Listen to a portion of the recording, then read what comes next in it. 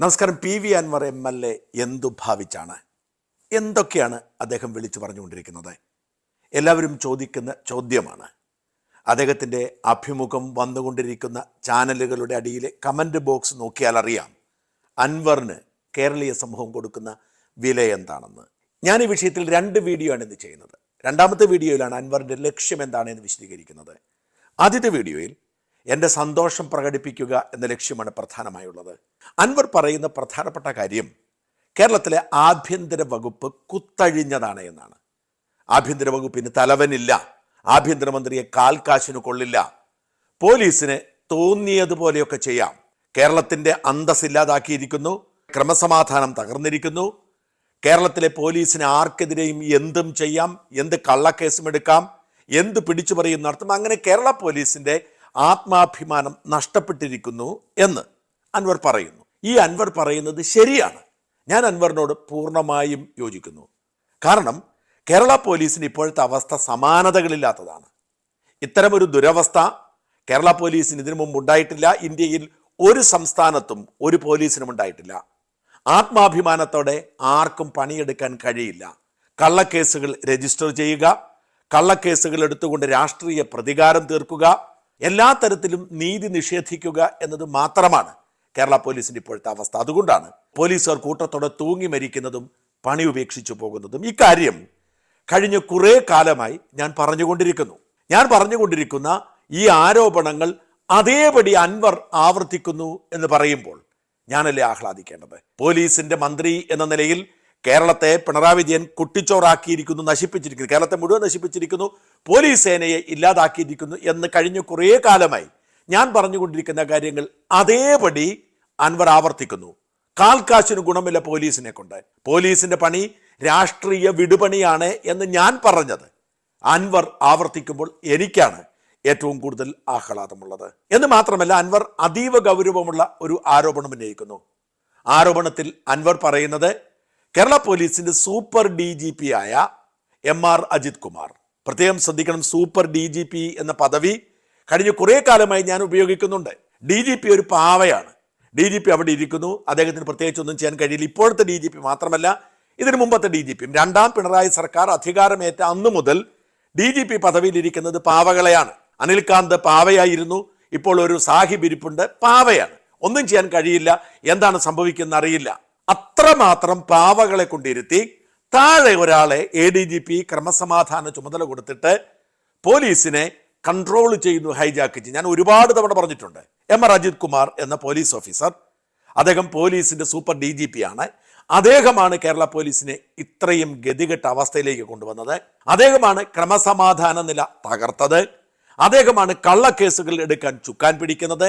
അദ്ദേഹമാണ് ഈ നാട്ടിലെ ക്രിമിനലുകളോട് ചേർന്ന് നിന്നുകൊണ്ട് പോലീസിന്റെ മനോവീര്യം തകർക്കുന്നത് എന്ന് ഞാൻ പലതവണ പറഞ്ഞിട്ടുണ്ട്. അത് ആവർത്തിക്കുന്നു അൻവർ എന്നതിൽ എനിക്ക് സന്തോഷമുണ്ട്. എന്ന് മാത്രമല്ല, ഈ ADGP കൈക്കൂലിക്കാരനാണ് എന്ന അതീവ ഗുരുതരമായ ഒരു ആരോപണം അൻവർ ഉപയോഗിച്ചിരിക്കും. ഞാൻ ഇതുവരെ കേട്ടിട്ടില്ല. ഈ പറയുന്ന അജിത് കുമാറിനെ കുറിച്ച് ഒരുപാട് ദോഷങ്ങൾ പറയാനുണ്ടെങ്കിലും അദ്ദേഹം ഏതറ്റം വരെ പോകും, ആത്മാഭിമാനം ലവലേശമില്ല, യജമാനന്മാരെ സുഖിപ്പിക്കാൻ വേണ്ടി എന്ത് വൃത്തികേടും കാട്ടും എന്നൊക്കെ കേട്ടിട്ടുണ്ടെങ്കിലും അദ്ദേഹം കൈക്കൂലിക്കാരനാണ് എന്ന് ഞാൻ കേട്ടിട്ടില്ല, അറിഞ്ഞിട്ടില്ല. നല്ല ഉദ്യോഗസ്ഥരെ അറിയപ്പെടുന്ന പലരും കൈക്കൂലിക്കാരാണെന്ന് കേട്ടത്. എന്നാൽ ഈ പറയുന്ന അജിത് കുമാർ കൈക്കൂലിക്കാരനാണ്. അജിത് കുമാറിന്റെ സഹോദരന്മാരാണ് ഈ അജിത് കുമാറിന്റെ അഴിമതി പണം കൈകാര്യം ചെയ്യുന്നത്. അവർക്ക് കോടികളുടെ ഇടപാടുകളുണ്ട്. മറുനാടൻ ഷാജൻ എന്ന മാധ്യമപ്രവർത്തകനോട് മാത്രം അയാൾ 2 കോടി രൂപ വാങ്ങിച്ചിരിക്കുന്നു. അതിൽ 1.5 കോടി രൂപ കൊടുത്തിരിക്കുന്നു. ആദ്യം 1 കോടി കൊടുത്തു, പിന്നീട് 50 ലക്ഷം കൊടുത്തു. ഈ ബാക്കി 50 ലക്ഷം കൊടുക്കാനുണ്ട്, പക്ഷേ കഴിഞ്ഞ 3 മാസത്തിനിടയിൽ അദ്ദേഹത്തിന് അറിയില്ല എന്ന് തറപ്പിച്ചു പറയുകയാണ് PV അൻവർ. താൻ ഈ പറഞ്ഞത് വ്യാജമാണെങ്കിൽ കേസ് കൊടുക്കണം എന്ന് വെല്ലുവിളിക്കുന്നു. സത്യത്തിൽ ഒരു ജനപ്രതിനിധി ഒരു പോലീസ് ഓഫീസർക്കെതിരെ ഇത്രയും ഗുരുതരമായ ആരോപണം ഉന്നയിക്കുമ്പോൾ ആ പോലീസ് ഓഫീസറോ സർക്കാരോ നിശബ്ദത പാലിക്കരുതേ എന്നാണ് എൻ്റെ അഭിപ്രായം. പ്രത്യേകിച്ച് മറുനാടൻ സർക്കാരിന് തീരാ തലവേദനയാണ്. മറുനാടനെ പൂട്ടുക എന്നത് ഈ സർക്കാരിന്റെയും ഈ പാർട്ടിയുടെയും പ്രഖ്യാപിത നയമാണ്. ഇവിടെ അൻവർ തന്നെ തുറന്നു പറഞ്ഞു ആ ഗൂഢാലോചന ഏത് തരത്തിലാണ് താൻ കൈകാര്യം ചെയ്തത്, എങ്ങനെയാണ് മറുനാടനെ പൂട്ടാൻ വേണ്ടി രംഗത്തിറങ്ങിയത്, ഏത് തരത്തിലാണ് താൻ കേസ് കൊടുത്തത്, ഏത് തരത്തിലാണ് സമാന്തര പോലീസ് സംവിധാനം പോലെ മറുനാടനെ പിടികൂടുന്നതിന് വേണ്ടി അവരുടെ രീതികളെല്ലാം ഉപയോഗിച്ചത്. ഈ രീതികളെയൊക്കെ അട്ടിമറിച്ചത് കേരള പോലീസിന്റെ ക്രമസമാധാന ചുമതലയുള്ള അജിത് കുമാറാണ് എന്ന് ഗുരുതരമായ ആരോപണം ഉത്തരവാദിത്വത്തോടെ ഒരു ജനപ്രതിനിധി ഉന്നയിക്കുമ്പോൾ അത് കണ്ടില്ലെന്ന് നടിക്കരുത്. മറുനാടൻ ആദ്യ കേസിൽ ഒളിവിൽ പോകുന്നു. ഈ ഒളിവിൽ പോയ മറുനാടനെ പിടിക്കാൻ കേരള പോലീസ് 12,000 പേരെ രംഗത്തിറക്കിയിരിക്കുന്നു.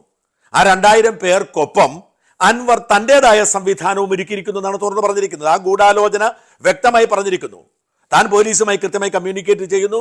ഈ മറുനാടൻ ഷാജൻ എന്ന് പറയുന്നയാൾ പൂനെയിൽ ഉണ്ട് എന്ന വിവരം കൃത്യമായി കിട്ടുന്നു. ആ കൃത്യമായി കിട്ടിയപ്പോൾ അവിടേക്ക് പോലീസിന് വിടാൻ പറയുന്നു. പോലീസ് അവിടെ ചെല്ലുന്നു. അവിടെ ചെന്നപ്പോൾ ഷാജൻ മുങ്ങിയിരിക്കുന്നു. എന്ന് വെച്ചാൽ മറുനാടൻ ഷാജൻ എന്ന് പറയുന്ന സർക്കാരിനെ വേട്ടയാടുന്ന പോലീസിന് തലവേദനയായ ഒരു വലിയ കുഴപ്പക്കാരനെ പിടികൂടാൻ സർക്കാർ തീരുമാനിച്ചപ്പോൾ, പിണറായി ഉത്തരവിട്ടപ്പോൾ, അതിനെല്ലാ സന്നാഹങ്ങളും ഒരുക്കിയപ്പോൾ, അൻവർ അതിന്റെ പിന്നാലെ നിന്നപ്പോൾ ഈ MR അജിത് കുമാർ അയാളെ രക്ഷപ്പെടുത്തി. അങ്ങോട്ട് പോകാനുള്ള ആ കൃത്യമായ വഴിയിൽ കൃത്യമായ സൂചന നൽകി പോലീസ് എത്തുന്നതിന് മുൻപ് അവിടുന്ന് പോയി. ആദ്യത്തെ ആരോപണമാണ്. എന്നിട്ടും അൻവർ നിർത്തിയില്ല എന്ന് പറയുന്നുണ്ട്. പിടികൂടിയേ മതിയാവൂ എന്ന വാശിയിൽ ഇദ്ദേഹം ഡൽഹിയിൽ സീനിയർ അഭിഭാഷകനെ കാണാൻ വേണ്ടി എത്തുന്നു എന്ന വിവരം അൻവർക്ക് കിട്ടുന്നു. ആ സീനിയർ അഭിഭാഷകനെ കാണാൻ വരുന്ന വിവരം അൻവർ കൃത്യമായി MR അജിത് കുമാറിനെ ഏൽപ്പിക്കുന്നു. MR അജിത് കുമാർ ഈ വിവരം മറുനാടന് ചോർത്തി കൊടുക്കുന്നു. അതോടുകൂടി മറുനാടൻ രക്ഷപ്പെടുന്നു. അവിടെ എത്തിയില്ല. വളരെ ഗൗരവമായ കുറ്റമാണ്. അതായത് ഒരാളെ ജയിലിൽ അടയ്ക്കാൻ വേണ്ടി വളരെ കൃത്യമായി സർക്കാർ തീരുമാനിക്കുന്നു. അതിനൊരു MLA ചുക്കാൻ പിടിക്കുന്നു. അതിന് ഉത്തരവാദിത്വം ഏൽപ്പിച്ചിരുന്ന MR അജിത് കുമാർ അത് ഒറ്റിക്കൊടുക്കുന്നു. എന്തുകൊണ്ട്? 2 കോടി രൂപ കൈക്കൂലി വാങ്ങിക്കൊണ്ട്. ഈ ആരോപണം അതീവ ഗുരുതരമാണ്. അത് മറുനാടനാണെങ്കിലും ശരി, മറ്റാരാണെങ്കിലും ശരി, കേരള പോലീസിന്റെ ഏറ്റവും ഉന്നതനായ ഉദ്യോഗസ്ഥൻ, സർക്കാരിന്റെ മുഖമായ ഉദ്യോഗസ്ഥൻ സർക്കാരിനെ പറ്റിക്കുകയാണ്. മറുനാടനെ വേട്ടയാടുന്നു എന്ന് സർക്കാരിനോട് പറഞ്ഞ് അതിനുള്ള ചുക്കാൻ പിടിക്കുന്നു എന്ന് പറഞ്ഞിട്ട് മറുനാടനെ രക്ഷിക്കാൻ വേണ്ടി കൈക്കൂലി വാങ്ങിക്കൊണ്ട് ചെയ്തിരിക്കുന്ന ആരോപണം ചെറുതല്ല. ഒരു ജനപ്രതിനിധി ഉത്തരവാദിത്വത്തോടെ ഉന്നയിച്ചിരിക്കുന്നതാണ്. നിയമസഭയിലല്ല പറഞ്ഞത്. നിയമസഭയിലാണെങ്കിൽ നമുക്കറിയാം, അൻവർ ഇങ്ങനെ ആരെങ്കിലും എഴുതി കൊടുക്കുന്നു, നിയമസഭയിൽ വായിക്കും, എന്തും പറയാം, ഒരു കുഴപ്പവുമില്ല. 150 കോടി രൂപ പ്രതിപക്ഷ നേതാവ് VD സതീശൻ കൈപ്പറ്റി എന്ന് പറയുന്ന ഒരു ആരോപണം നിയമസഭയിൽ ഉണ്ടായതാ. അതിനെതിരെ ആർക്കും കേസ് കൊടുക്കാൻ കഴിയില്ല. എന്നാൽ അങ്ങനെയല്ല ഈ ആരോപണം. ഈ ആരോപണം നിയമസഭയുടെ പുറത്ത് അദ്ദേഹം ഓഡിയോ ക്ലിപ്പിൽ പറയുന്നു, ഒരു പോലീസ് ഓഫീസറോട് പറയുന്നു, പിന്നീട് അദ്ദേഹം ചാനലുകൾ വെളിപ്പെടുത്തുന്നു. ഇന്നും അദ്ദേഹം ആ നിലപാടിൽ തന്നെ ഉറച്ചു നിൽക്കുന്നു. മറുനാടൻ ഷാജൻ 2 കോടി രൂപ കൈക്കൂലി കൊടുത്തിരിക്കുന്നു, 1.5 കോടി കൈപ്പറ്റി എന്ന് അദ്ദേഹത്തിന് ഉറപ്പാണ്. അതുകൊണ്ട് അദ്ദേഹത്തെ രക്ഷിച്ചു. ജീവിതകാലം മുഴുവൻ ജയിലിൽ അടയ്ക്കാവുന്ന വകുപ്പുകൾ പോലും ചാർത്തിയില്ല എന്നുള്ള ഗൗരവമേറിയ ആരോപണം ഉന്നയിക്കുമ്പോൾ തീർച്ചയായും അന്വേഷണം വേണമെന്നാണ് എൻ്റെ അഭിപ്രായം. തീർച്ചയായും അന്വേഷണം വേണം. മുഖ്യമന്ത്രി വെറുതെ ഇരിക്കരുത്. മുഖ്യമന്ത്രി അന്വേഷണം പ്രഖ്യാപിക്കണം. ഞാൻ നിസ്സഹായൻ. ഞാൻ കൈക്കൂലി കൊടുത്തു എന്ന ആരോപണത്തിലാണ് പെട്ടിരിക്കുന്നത്. കൈക്കൂലി വാങ്ങിയെന്ന ആരോപണമല്ല. കൈക്കൂലി കൊടുക്കുന്നത് കുറ്റകൃത്യമാണെങ്കിലും കൈക്കൂലി വാങ്ങുക എന്നതാണ് പ്രധാനപ്പെട്ട കുറ്റകൃത്യം. അതിനുശേഷം മാത്രമേ കൈക്കൂലി കൊടുത്തവൻ കുഴപ്പക്കാരനാകൂ. അതുകൊണ്ട് 2 കോടി രൂപ കൈക്കൂലി വാങ്ങിയ അതിൽ 1.5 കോടി കിട്ടിയെന്ന് അൻവറിന് ഉറപ്പാണ്. ആ അജിത് കുമാർ തീർച്ചയായും നിയമ നടപടി എടുക്കണം. പിന്നോട്ട് പോവരുത്. മാനനഷ്ട കേസ് മാത്രമല്ല, അദ്ദേഹം ക്രമസമാധാന ചുമതലയുള്ള പോലീസ് ഓഫീസറാണ്. അതുകൊണ്ട് വെറും ഒരു ചെറിയ ആരോപണമല്ല. അതീവ ഗൗരവമായ വിഷയത്തിൽ പരാതി കൊടുക്കണം, അന്വേഷിക്കണം, നടപടിയുണ്ടാകും. ഇതാണ് ആദ്യത്തെ പ്രധാനപ്പെട്ട കാര്യം. അല്ലെങ്കിൽ സർക്കാരിന്റെ വിശ്വാസത്തെ ബാധിക്കും. എന്നെ സംബന്ധിച്ചിടത്തോളം ഞാനിതിനെ കാണുന്ന ഒരു സന്തോഷം എന്ന് പറയുന്നത്, കഴിഞ്ഞ കുറേ കാലമായി കേരള പോലീസ് എത്തപ്പെട്ടിരിക്കുന്ന ഈ ദയനീയ അവസ്ഥയെക്കുറിച്ച് ഞാൻ വാതോരാതെ പറയുകയാണ്. ഈ പോലീസിന്റെ ഇപ്പോഴത്തെ ദുരവസ്ഥയുടെ പ്രധാനപ്പെട്ട കാരണക്കാരൻ ക്രമസമാധാന ചുമതലയുള്ള ADGP ആണ് എന്ന് പൂർണ്ണമായും വിശ്വസിക്കുന്ന ആളാണ് ഞാൻ. DGP അപ്രസക്തനാണ്. എവിടെയെങ്കിലുമൊക്കെ അവസരം കിട്ടിയാൽ അപ്പോഴെല്ലാം പിണറായിയെയും സർക്കാർ സംവിധാനത്തെയും സുഖിപ്പിക്കാൻ ചാടിയിറങ്ങുന്നു. നീതി നോക്കുന്നില്ല. മറുനാടനെ വേട്ടയാടി എന്ന് പറയുന്നത് ചുക്കാൻ പിടിച്ചത് അജിത് കുമാറാണ്.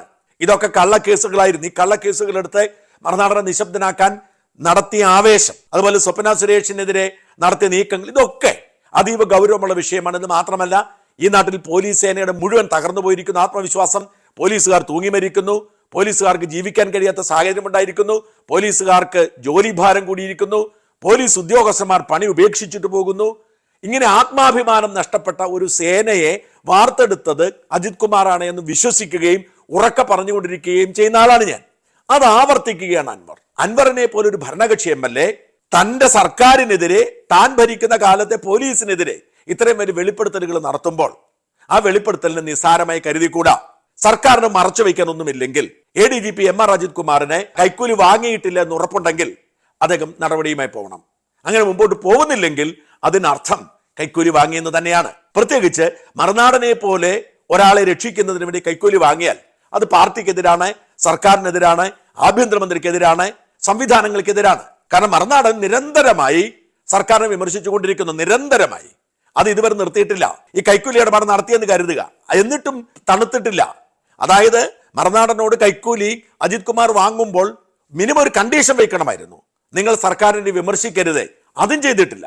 അതിനർത്ഥം അജിത് കുമാറിന് പണത്തോട് മാത്രമേ താല്പര്യമുള്ളൂ, സർക്കാരിനോട് താല്പര്യമില്ല എന്നാണ്.